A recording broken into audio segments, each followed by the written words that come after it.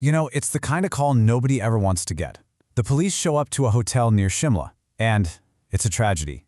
Two students are dead. A third one, he's alive, but totally alone. Now, for them, this is the end of the story. But for us, this is where it all begins. So today we're diving into a story that starts out so simple, just a regular school trip, but it spirals into a night of just absolute terror. Okay, so the official report, it gives one answer, but the local people and the one kid who made it out alive, well, they tell a completely different story.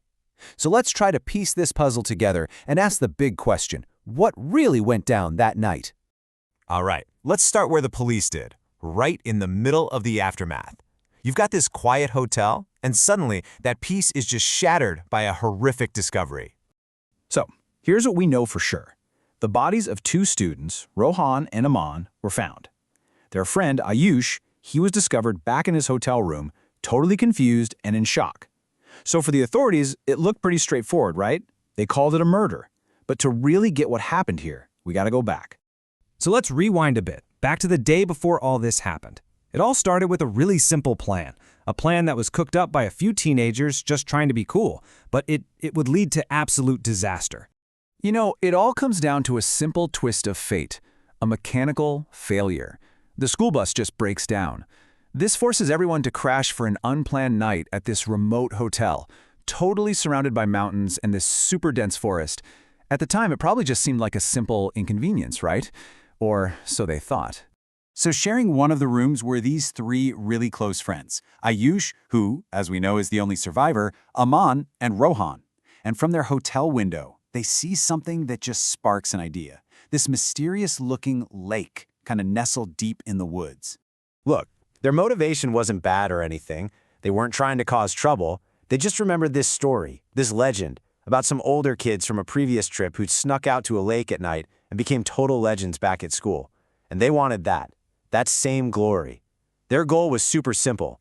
Get a photo, get famous. I mean, on paper, it's a pretty flawless plan for a teenager, right? You sneak past the guard, find that lake that looks so close from the window, snap a quick picture, and you come back as heroes. A totally harmless adventure. But, as you can probably guess, the forest had other plans. And this is the exact moment everything starts to go wrong. Their little quest for popularity is about to turn into a desperate fight for survival.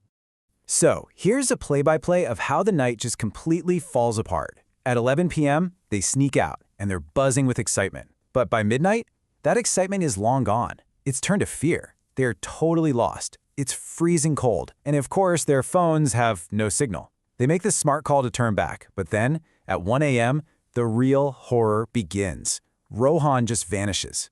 So after this frantic search, Ayush and Aman finally find him, but he's not just standing there waiting. No, he's on his knees, literally clawing at the earth, digging a hole with his bare hands. They call out his name, and when he finally turns around, it's not their friend anymore. The change was absolutely terrifying. His eyes, they had turned completely black, just like empty sockets. When Aman gets close to him, this thing that looks like Rohan screams and shoves him with a strength that's just not human, sending him flying. And then, just as suddenly as it started, this possessed version of Rohan starts seizing up and then just collapses unconscious. But as Ayush rushes over to help him, he glances over at Aman, and Aman lifts his head and his eyes are now pitch black. And before Ayush or the now waking up Rohan can even react, Aman just bolts, sprinting deeper and deeper into the darkness. So now, the chase is on. They're running after the possessed Aman, their phone flashlights just cutting these little beams through the pitch black, and it leads them to a place that really should have stayed hidden. They track him to this broken-down, ancient-looking house, and inside, the scene is just a complete nightmare. Aman is floating. He's literally suspended in midair, unconscious, and standing right in front of him is this horrifying old woman. Her eyes are black, her skin is just sagging off her face, her white hair is a total mess, and she's speaking to Aman. This was the source of it all.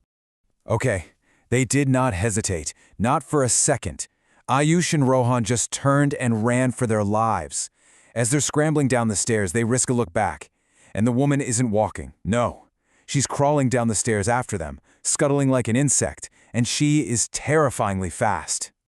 So they're panicked, right? Just running blindly through the forest, and their escape leads them, by some unbelievably cruel twist of fate, to the one place they had set out to find all those hours ago. They just burst through a line of trees and find themselves right on the shore of the lake. They're going so fast, their momentum just carries them forward, and both boys go tumbling into that freezing cold water. In all the chaos and splashing, they feel something pulling them down from under the water. Ayush fights back, he struggles, and somehow he manages to drag himself back onto the shore. But when he looks back for his friend, he just watches Rohan disappear beneath the surface. He was gone. The shock of it all was just too much, and Ayush blacks out. And that brings us right back to where we started. The next morning, the police find the bodies of Aman and Rohan, and they declare it a murder. Case closed. But the local people? Oh, they have a very different explanation. They don't see a crime scene. They see a warning. You see, the local legend says that years and years ago, that same old woman lived peacefully in that old house. But some villagers, they wanted her land. So they attacked her, they killed her, and they threw her body into that very same lake. And her spirit, they say, still wanders those woods, seeking revenge on anyone who dares to trespass. So what was it? Was it a tragic, straightforward murder, just like the police concluded? Or was it a terrifying encounter with a vengeful spirit, a spirit that was only unleashed because of a random bus breakdown in a teenage quest for popularity? It really all comes back to one single question. If that bus had just kept on going, would all three of those friends still be alive today?